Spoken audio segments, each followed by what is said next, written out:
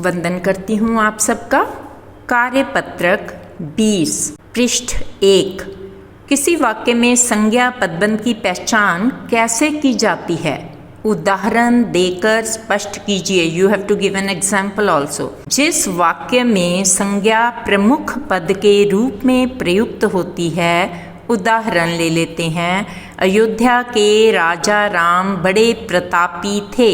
इस वाक्य में राम संज्ञा है तथा प्रमुख पद है। अन्य पद यानी के वर्ड्स संज्ञा का विस्तार हैं। असाधारण प्रतिभा के धनी छात्र ने अध्यापक से आशीर्वाद लिया। वाक्य में रेखांकित पदबंध की पहचान करते हुए उसे परिभाषित कीजिए, यानी कि उसकी परिभाषा दो।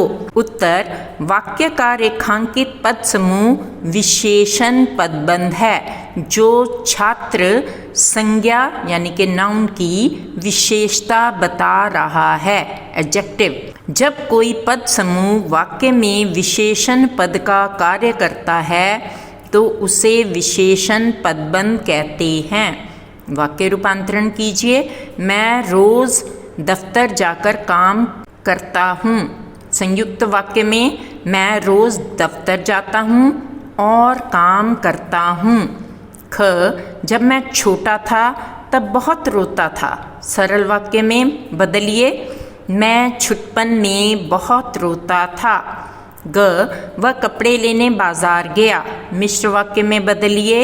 उत्तर: वह इसलिए बाजार गया क्योंकि उसे कपड़े लेने थे। क्योंकि और इसलिए जकी यदि सूत्र। समस्त पद बनाकर समास का नाम लिखिए। देश और विदेश। उत्तर: देश विदेश। द्वंद्व समास। 3 हैं लोचन जिसके, अर्थात भगवान शिव। उत्तर: त्रिलोचन। बहुव्रीहि समास जिसका, जिसकी, जिसके होता है और 99% ये देवी देवता होते हैं। निम्नलिखित समस्त पदों का विग्रह करके समास का नाम लिखिए। देशभक्ति, देश के लिए भक्ति। संप्रदान, तत्पुरुष समास। यथाशीघ्र, जितना शीघ्र हो सके। अव्ययी भाव समास, यथा अव्यय लगा हुआ है जो इसकी पहचान है। धन्यवाद।